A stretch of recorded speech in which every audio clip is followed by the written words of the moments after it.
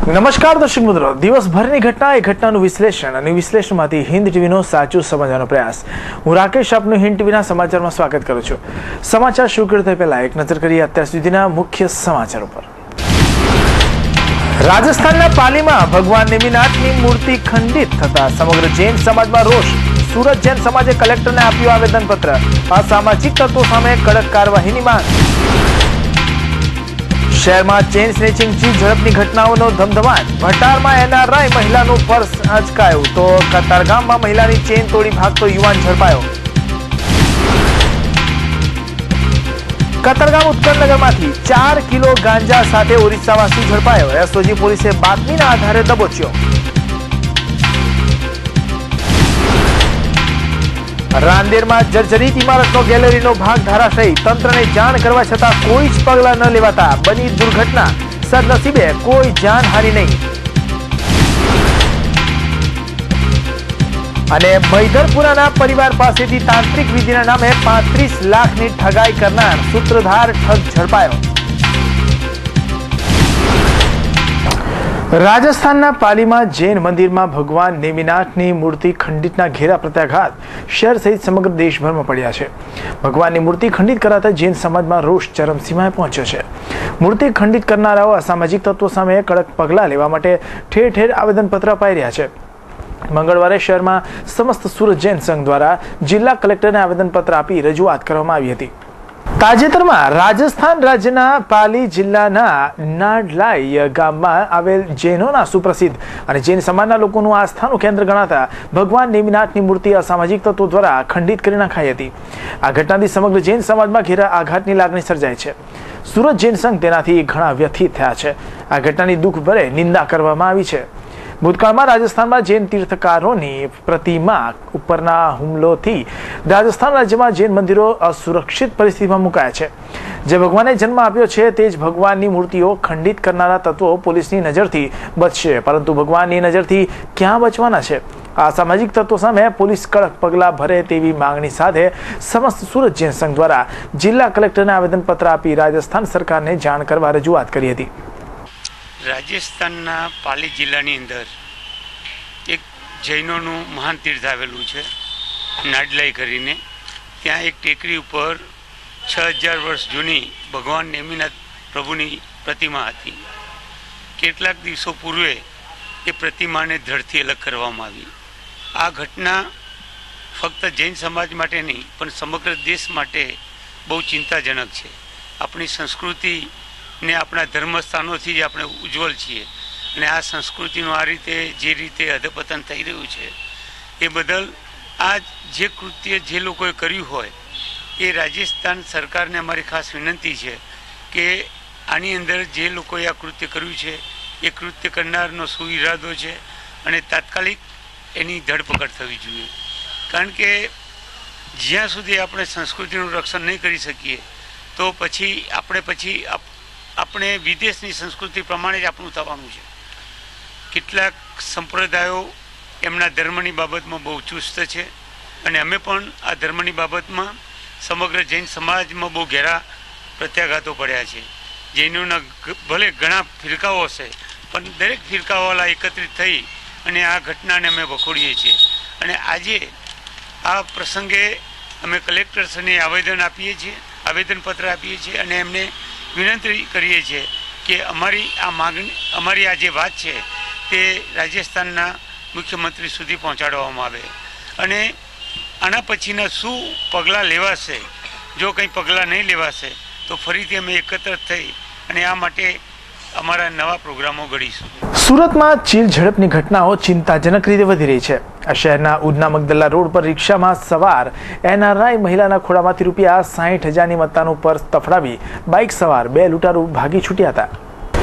Udhna Magdalla road પર આવેલા એસજીટી સોસાયટીમાં રહેતા મોટા ભાઈના ત્યાં એનઆરઆઈ સુનિત પ્રકાશલાલ સિદ્ધપુરા લગ્ન પ્રસંગ માટે 10 દિવસ અગાઉ જ યુકેથી આવ્યા હતા. એનઆરઆઈ સુનિતાબેન પાર્લે પણ સ્થિત સુપ્રસિદ્ધ અંબાજી માતાજીના દર્શને કરવા માટે 5 દિવસ અગાઉ ગયા હતા. મા અંબેના દર્શન કરી તેઓ રિક્ષામાં પરત ઘરે આવવા નીકળ્યા હતા. ત્યારે ભટાર રાજ એમ્પાયર રોડ પર બાઇક પર આવેલા બે લૂંટારૂ પૈકી પાછળ બેઠેલા લૂંટારૂ રિક્ષાની નજીક બાઇક લઈ સુનીતાબેનના ખૂણામાં મૂકેલ પર્સ આંચકી ધૂમ સ્ટાઇલમાં ફરાર થઈ ગયા હતા. આ પર્સમાં સોનાના દાગીના અને રોકડ રૂપિયા હતા. આ બનાવ સંદર્ભે સુનીતાબેને ખટોદરા પોલીસ મથકમાં ફરિયાદ આપી હતી.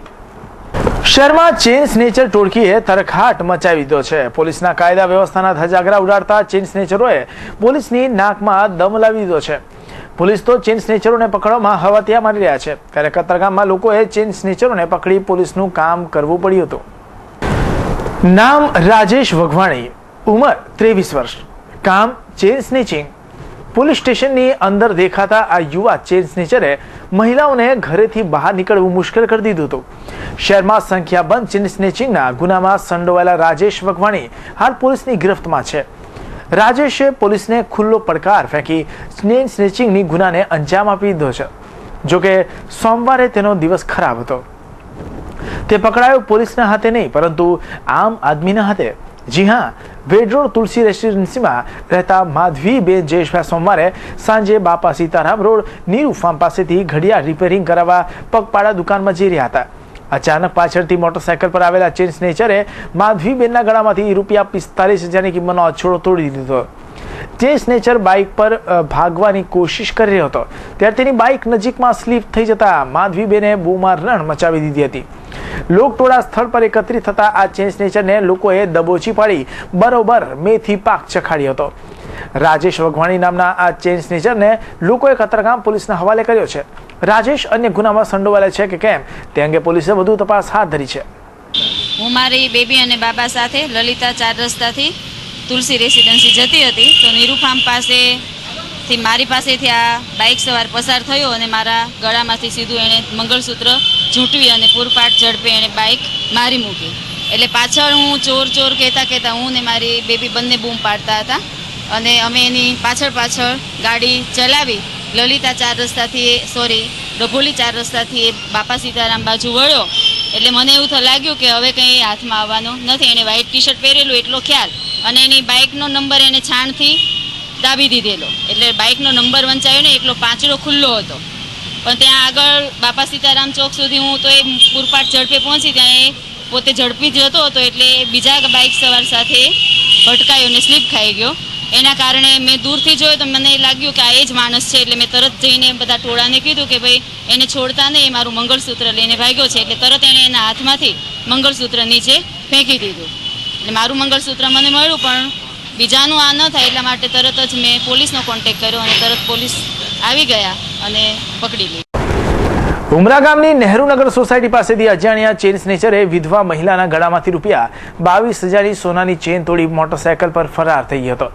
આ બનાવને પગલે ઉમરા પોલીસે ફરિયાદ નોંધી અજાણ્યા ચેઇન સ્નેચરોની તપાસ હાથ ધરી છે. પોલીસ સૂત્રોના જણાવ્યા અનુસાર ઉમરા ગામની સોમનાથ સોસાયટીમાં રહેતી નીલાબેન જયકાંત ચોકસી ગત રોજ સવારે સંબંધીને ત્યાં સત્સંગમાં ગયા હતા. ત્યાંથી સવારે 10 વાગ્યાના અરસામાં ઘરે આવતા હતા તે વખતે ઉમરા ગામની નહેરુનગર પાસે વિધવાના ગળામાંથી સોનાની ચેન ₹22,000ની તોડી અજાણ્યો શખ્સ મોટરસાયકલ પર ભાગી છૂટ્યો હતો. મહિલાએ બૂમાબૂમ પણ મચાવી, તેમ છતાંય તે ભાગવામાં સફળ રહ્યો હતો. જોકે મહત્વની વાત એ છે કે અજાણ્યા શખ્સે વિધવા મહિલા પગપાળા જતી હતી ત્યારે તેની પાછળ હેલ્મેટ પહેરીને પગપાળા ગયો હતો અને થોડા જ અંતરે મહિલાના ગળામાંથી સોનાની ચેન તોડી અજાણ્યા શખ્સે પોતે જ મોટરસાયકલ હંકારીને ત્યાંથી ભાગી છૂટ્યો હતો. બનાવને પગલે ઉમરા પોલીસે ફરિયાદને આધારે ચીલ ઝડપનો ગુનો નોંધી આરોપીની તપાસ હાથ ધરી છે. કતારગામમાં ઉત્કલ નગર ઝુંપડપટ્ટી પાસેથી એસઓજી પોલીસે 4 કિલો ગાંજાના જથ્થા સાથે એક ઓરિસ્સાવાસી યુવાનને દબોચી પાડ્યો હતો. કતારગામના ઉત્કલ નગર ઝુંપડપટ્ટી ગાંજાના વેચાણ માટે શહેરમાં જાણીતું થઈ ગયું છે. શહેરનું ગાંજાનું વેચાણ કેન્દ્ર ગણાતા આ વિસ્તારમાં સ્થાનિક કતારગામ પોલીસ હંમેશા ઊંઘતી સાબિત થઈ છે. આ વખતે પણ એસઓજી પોલીસે ગાંજો પકડી પાડતા કતારગામ પોલીસની ઊંઘ ઉડી ગઈ છે. અશ્વિની કુમાર રોડ પર આવેલી ઉત્કલ નગર ઝુંપડપટ્ટીમાં કૃષ્ણચંદ સંજય નારાયણ માલુ નામનો ઓરિસ્સાવાસી યુવાન ગાંજાનો જથ્થો વેચવા માટે ફરી રહ્યો હોવાની બાતમી એસઓજી પોલીસને મળી હતી. આ બાતમીના આધારે એસઓજી પોલીસે વોચ ગોઠવીને આ ઓરિસ્સાવાસી યુવાનને ઝડપી પાડ્યો હતો. પોલીસને તેની પાસેથી ₹23,400ની કિંમતનું 4 કિલો ગાંજાનો જથ્થો જપ્ત કર્યો હતો. ઉલ્લેખનીય છે કે વર્ષોથી ઉત્કલનગર ઝૂંપડપટ્ટીમાં ગાંજાનું પોલીસની બાજ નજરથી બેરોકટોક વેચાણ ચાલી રહ્યું છે. રેલવે લાઇનની નજીકમાં આવેલા ઉત્કલનગરમાં ટ્રેન મારફતે ગાંજાનો જથ્થો ઉતરે છે. ઉત્કલનગરમાં ગાંજાનું વેચાણ થાય છે. પોલીસ આખી ઉત્કલનગર ઝૂંપડપટ્ટી ખૂંદી વળે તો મોટા પાયે ગાંજાનો જથ્થો પકડી પડાય એમ છે. રાંદેર વિસ્તારમાં એક એપાર્ટમેન્ટનો ગેલેરીનો ભાગ જમીનદોસ્ત થતા ભારે દોડધામ મચી જવા પામી હતી. જોકે મકાન છેલ્લા ઘણા સમયથી બંધ હોવાથી સદનસીબે કોઈ જાનહાનિ નોંધાઈ ન હતી. બનાવ અંગે ફાયર સૂત્રો દ્વારા મળતી માહિતી અનુસાર રાંદેર નવયુગ કોલેજની સામે આવેલ દિવ્યકુંજ એપાર્ટમેન્ટ નંબર A5માં રહેતા માલિક મુકેશભાઈ કોઠારીનો ફ્લેટ છેલ્લા ઘણા સમયથી બંધ હતો અને તે જૂનો જર્જરી થઈ ગયો હતો.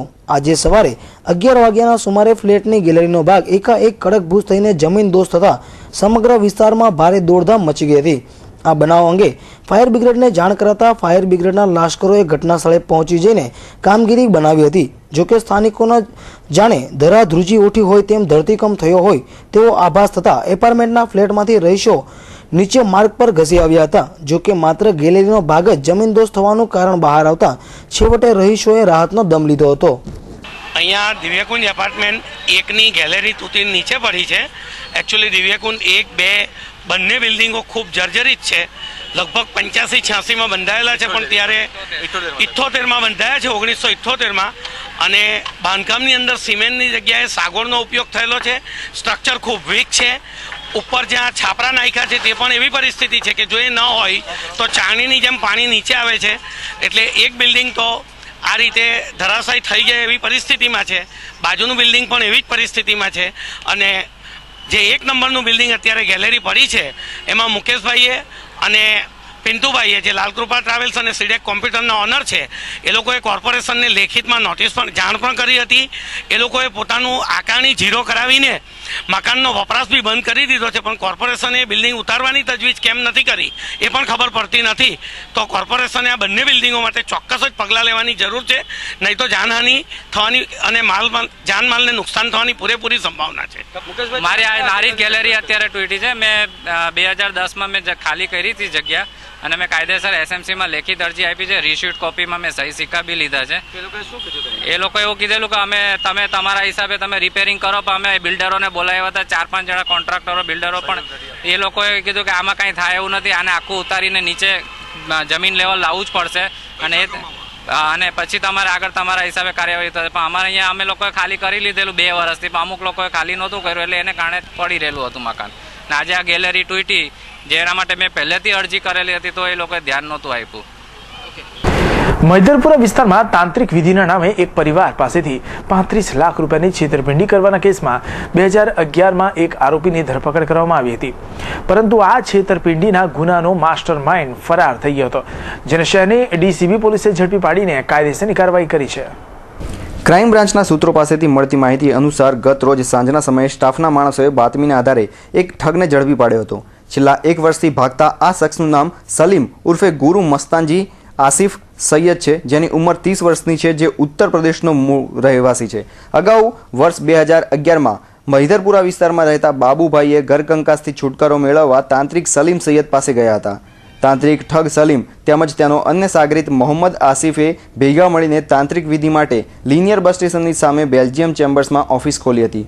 મૈદરપુરાના બાબુભાઈ ઘરકંકાસમાંથી છુટકારો મેળવવા ઠગે વિધિ માટે રૂપિયા 35 લાખની રકમ પડાવી હતી.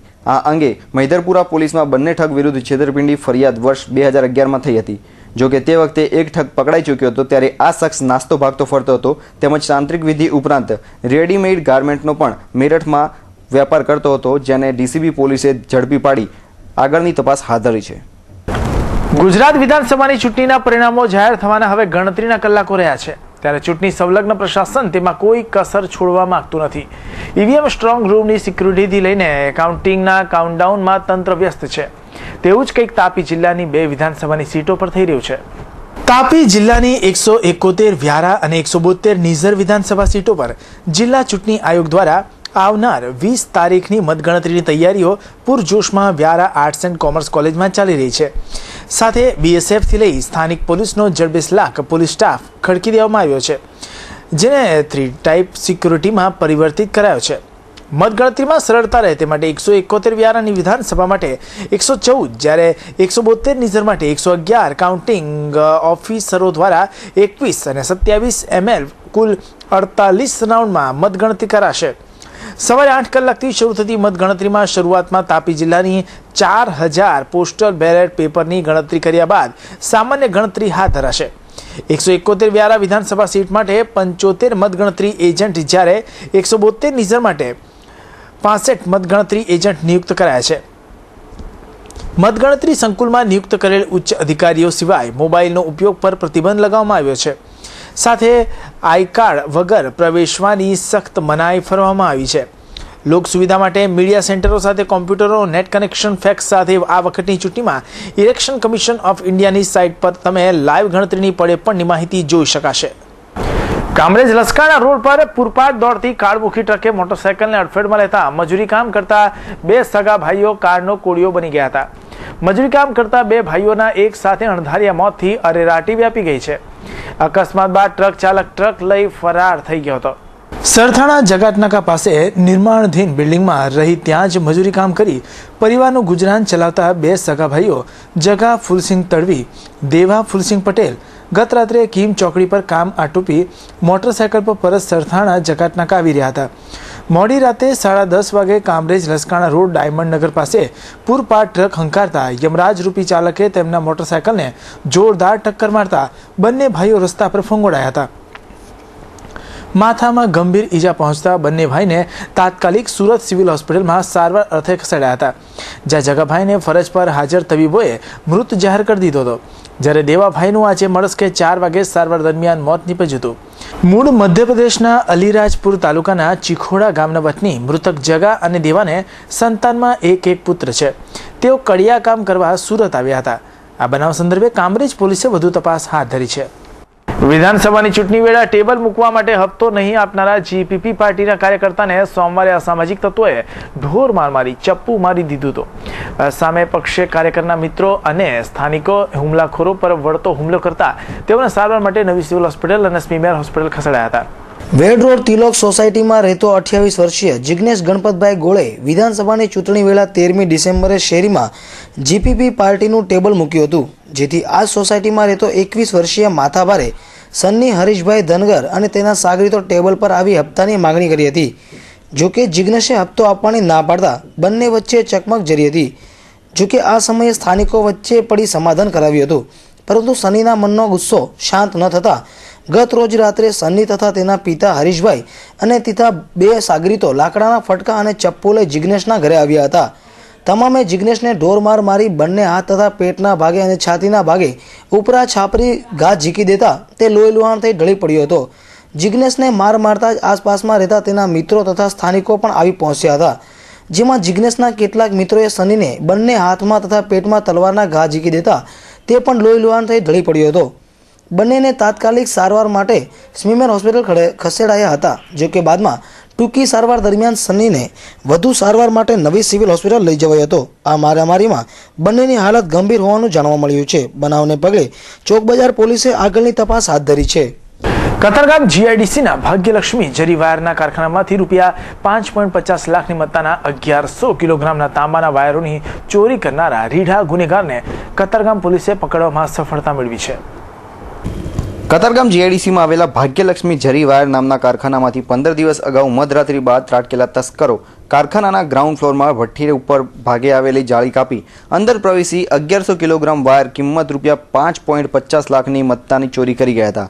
આ ઘટનામાં કતારગામ પોલીસે બાતમીના આધારે જીઆઈડીસી 4 રસ્તા પાસેથી લાલા ઉર્ફે નીલુ શ્રીહરિ બેસાઈને ઝડપી પાડી વાયરનો જથ્થો કબજો કરી લીધો છે. જોકે ઉલ્લેખનીય છે કે કારખાનામાં સીસીટીવી કેમેરા લગાડ્યા હોવાના લાલાએ પોતાની ઓળખ છુપાવવા માટે અંદર પ્રવેશવાની સાથે જ પોતાના ચહેરા ઉપર રૂમાલ ઓઢી લઈ સીસીટીવી કેમેરાનું મોઢું ફેરવી નાખ્યું હતું. વધુમાં 10 દિવસ દરમિયાન આમ તેમ ભટકતી વેળા રેકી કરીને ચોરીનો કસબ અજમાવતા લાલાએ ઉધના ભાટેના વિસ્તારમાંથી પણ અંદાજે 600 કિલોગ્રામ વાયરનો જથ્થો ચોરી કર્યા હોવાની કબૂલાત કરી છે. 4 ડિસેમ્બરના રોજ ચાલુ માસની 4 ડિસેમ્બરના રોજ ભાગ્યલક્ષ્મી જરીવાલા જૂની જીઆઈડીસીમાં એક ફેક્ટરી આવેલી છે, જ્યાં તાંબાના વાયરોમાં જરીના વાયરો પાતળા બનાવવાની ફેક્ટરી છે.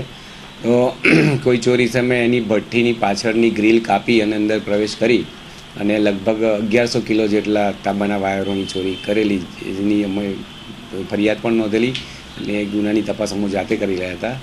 અને ગઈકાલે અમને થોડીક બાતમી મળતા કે ભાઈ આ ટાઈપનો એક ઈસમ આ ટાઈપનો માલ વેચે છે, તો અમે એની વોચમાં રહેલા. તો એક સ્કૂટીવાળો એક ઈસમ નીકળેલો જેનું નામ પૂછતા લાલા ઉર્ફે નીલુ, જે ઓડિશાનો રહેવાસી છે, એ પોતે આ માલ વેચવા જઈ રહ્યો હતો અને એને રંગે હાથે પકડેલો અને મુદ્દામાલ સાથે અમે પકડેલો. એને પૂછપરછ કરતાં બાકીનો મુદ્દામાલ પણ અમને જે તે વખતે એને જ્યાં છુપાયો હતો ત્યાંથી મળી આવ્યો છે. હજુ બીજો એણે 130 કિલો માલ રિસીવરોને વેચ્યો છે, એની તપાસ ચાલુ છે, રિમાન્ડની કાર્યવાહી ચાલુ છે. ચોરીનો માલ ક્યાં સંતાડેલો હતો? ચોરીનો માલ એણે ફેક્ટરીની બાજુમાં કોઈ ટોરેન્ટ કંપનીનું મશીનરી ને ઇલેક્ટ્રોનિક સાધનો છે, એની પાછળ ખાડો હતો. એ ખાડાની અંદર સંતાડીને ઉપર પથરા એને ગોઠવી દીધેલા, કોઈને ખ્યાલ ના હોય. અગાઉ એ 2010માં કતારગામમાં જ એક આવા કારખાનાની ચોરી કરતા રંગે હાથે ઝડપાયેલો છે અને એના જે તે વખતે ગુનામાં એરેસ્ટ પણ કરવામાં આવેલો છે 2 વર્ષ પહેલાં. આરોપીની એમો એકલો જ પોતે ચોરી કરે છે.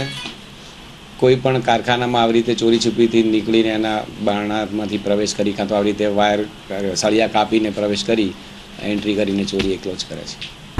સમાચાર સમાપ્ત કરતા પહેલા મુખ્ય સમાચારો પર એક નજર.